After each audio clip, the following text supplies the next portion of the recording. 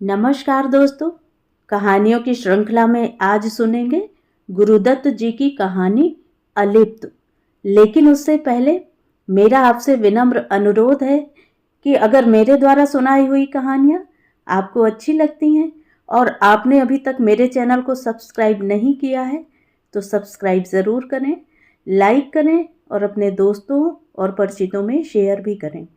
Bell icon दबाना बिल्कुल भी ना भूलें। आज सुनिए अलिप्त।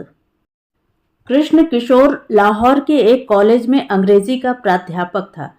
साहित्यिक अभिरुचि वाले अन्य व्यक्तियों की भांति ही कृष्ण किशोर भी स्वप्न लोक में विचरण किया करता था। वह कहानियां लिखकर पत्रिकाओं में प्रकाशित करवाता। उसकी कहानियों की खूब मांग थी। वह आश्चर्यकारक चरित्रों के चित्रण के लिए प्रसिद्ध था। जिस प्रकार उसका अपनी लेखनी पर अधिकार था, वैसी ही उसकी वाणी भी थी और जब कभी उसको अपने मन भावने लेखकों के विषय पर बोलने का अवसर मिलता, तब वह उस लेखक के मुख्य मुख्य चरित्रों का चित्रण विस्तार पूर्वक करता। एक दिन कालिदास की शकुंतला का चित्रण उसने अपनी कक्षा में प्रारंभ किया। निलीमित नयन वह बोलता ही गया। उसके द्वारा किया गया शकुंतला की सुंदरता का वर्णन बहुत ही रोचक था।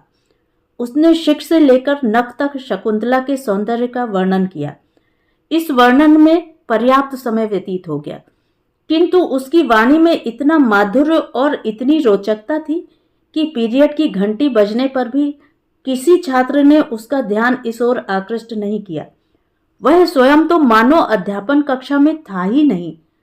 उस समय उसका मस्तिष्क सहस्त्रों वर्ष पीछे प्रागैतिहासिक युग में, जबकि कुमारिकाएं निर्भय होकर सघन वनों में भ्रमण किया करती थीं और जब दार्शनिक गण नगरों की अपेक्षा वन्य जीवन को प्राथमिकता देते थे, विचरण कर रहा था। उसने अपने मस्तिष्क में एक आश्रम कन्या का चित्र अंकित कर लिया था और अब कल्पना की उड़ानें भरता हुआ वह उसका चित्रण कर रहा था। यथा समय उसका चित्रण पूर्ण हुआ और श्रोता छात्रों के साथ साथ वह स्वयं भी निलीमित नेत्रों से स्वयं निर्मित दृश्य का अवलोकन करने लगा। वह दृश्य इतना आनंददायक था कि कुछ क्षणों के लिए वह मूर्छना लोक में विचरण करने लगा।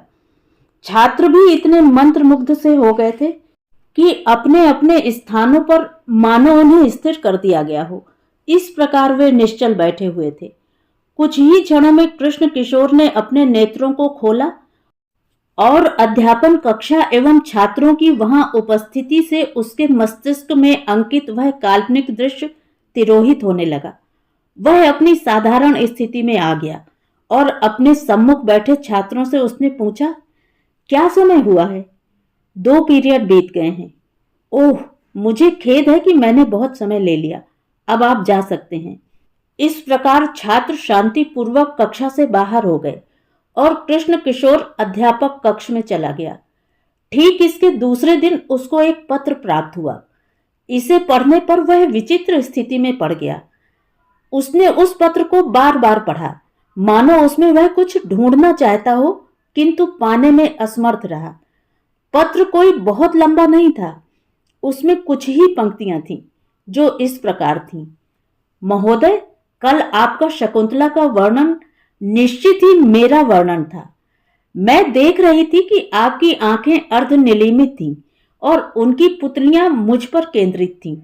निस्संशय आपने नख से शिख तक मेरा ही वर्णन किया है और यह बात तो मुझ पर तब और भी स्पष्ट हो गई जब आपने चिबुक पर तिल का उल्लेख किया। निश्चित ही वह तिल आपने मेरी चिबुक पर देखा था। आपकी व्याख्या इतनी विस्तृत थी और इस प्रकार विस्तृत की गई थी कि मुझे इसमें संदेह ही नहीं रहा कि आप मुझसे प्रेम करते हैं। यदि ऐसा है जैसा कि मेरा विश्वास है, तो मैं आपको चेतावनी देती हूं कि भविष्य में आप सावधान रहें।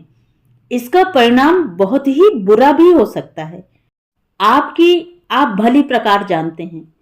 अनेक बार इस पत्र को पढ़ने के अनंतर प्रोफेसर ने उसको मोड़कर अपने कोट की ऊपरी जेब में रख लिया। उसका अनुमान था कि कक्षा में कोई इस प्रकार की छात्रा होगी जिसकी चिबुक पर तिल होगा और किसी शरारती छात्र ने उन दोनों की खिल्ली उड़ाने के लिए यह दुष्कृत्य किया होगा। वह जानना चाहता था कि क्या वास्तव में कोई ऐसी छात्रा है भी कि नहीं।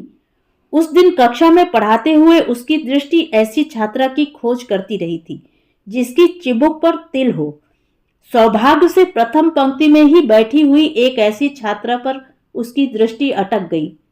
सहसा उसके मस्तिष्क में एक विचार आया और उसने छात्रों से कहा कि कल वे मेरा प्रिय लेखक इस शीर्षक से एक निबंध लिखकर लाएं। इस प्रकार दूसरे दिन उसने घर पर संशोधनार्थ ले जाने के लिए सबकी कॉपियां एकत्रित की। इसमें उसने उस छात्रा की कॉपी विशेष ध्यान से रखी जिसकी चिबुक पर उसने तिल देखा था। उसे यह देखकर विस्मय हुआ कि कॉपी देते समय छात्रा कांप रही थी। कॉपियां एकत्रित करने के बाद उसने छात्रों से कहा कि उनमें से कुछ निबंधों को वह कल कक्षा में अपनी समालोचना के साथ प्रस्तुत करेगा। घर पर जाकर उसने इस रहस्यमय पत्र का लेख और उस छात्रा के लेख को मिलाया। उसने देखा कि दोनों में समानता है, इतनी समानता कि संदेह के लिए कारण ही नहीं रह गया था। इससे भी बढ़कर विस्मय की बात यह थी कि उस छात्रा का नाम भी शकुंतला था जिसे उसने कॉपी के आवरण पर लिखा हुआ देखा। इससे यह स्पष्ट हो गया कि पत्र छात्रा ने स्वयं ही लिखा है। इससे प्रोफेसर ने यही अनुमान लगाया कि वह छात्रा स्वयं को बहुत सुंदर समझती है, जबकि उसकी यह धारणा भ्रांत है। वह प्रोफेसर के स्वप्न लोक की शकुंतला नहीं हो सकती थी। अगले दिन पूर्व निश्चयानुसार उसने अपनी समालोचना के साथ कुछ निबंधों को कक्षा में पढ़कर सुनाया। उसमें शकुंतला का निबंध भी सुनाया और उसकी इतनी कटु आलोचना की कि शकुंतला की आंखों में आंसू भर आए।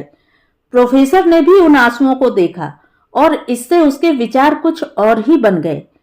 उसने अनुमान लगाया कि वह छात्रा समझती होगी क्योंकि मैं उससे प्यार करता हूं, अतः मैं कक्षा में उसके निबंध की भूरी भूरी प्रशंसा करूंगा।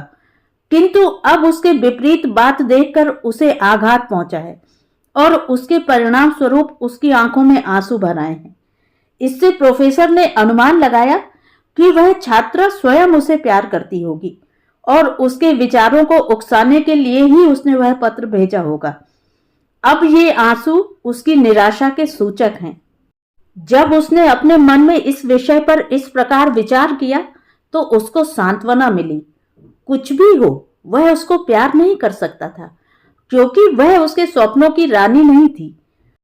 उसी दिन सायंकाल जब वह कॉलेज से घर जा रहा था, उसने देखा कि उसी मार्ग से वह लड़की अकेली जा रही है। उसने अपनी साइकिल कुछ तेज की और जब वह उसके निकट पहुंच गया तो उससे बोला, शकुंतला, यह लो तुम्हारा पत्र। शकुंतला ने विस्मय से उसकी ओर देखा और बोली, कौन सा पत्र? मैं इस विषय में कुछ नहीं जानती। कुमारी जी, असत्य भाषण मत कीजिए। यह पत्र वापस लीजिए और यह भी जान लीजिए कि आपको यह भ्रांति हो गई थी कि आप मेरी शकुंतला का उदाहरण हो सकती हैं। पर मैंने तुम्हारे विषय में कभी इसके अतिरिक्त अन्य कोई विचार ही नहीं किया कि तुम केवल मेरी शिष्या हो। शकुंतला अभी भी विस्फारित नेत्रों से उसे निहार रही थी। उसको अन्य मनस्क सी पा प्रोफेसर ने पुनः कहा, मैं समझता हूं कि इससे तुम्हें निराशा हुई है और यह इसलिए कि तुम मुझसे कुछ अनपेक्षित की अपेक्षा करती थी। तुम्हें चाहिए कि एक सुशील छात्रा की भांति अपने अभिभावकों की आज्ञाकारिणी रहो। ईश्वर तुम्हारा भला करे। इतना कह उसने वह पत्र उसके सम्मुख फेंका और अपनी साइकिल पर सवार होकर आगे बढ़ गया। शकुंतला ने पत्र उठाया, अपनी तुच्छता का अनुभव कर उसके टुकड़े टुकड़े कर सड़क पर फेंक दिए। प्रोफेसर किशोर अपनी साइकिल पर घर की ओर जाता हुआ गुनगुना रहा था, उन्मुक्त विहग की नाई, रहूं मैं भी अलिप्त इस भव बंधन से। तो ये थी कहानी। कहानी आपको कैसी लगी कमेंट करके ज़रूर बताएं।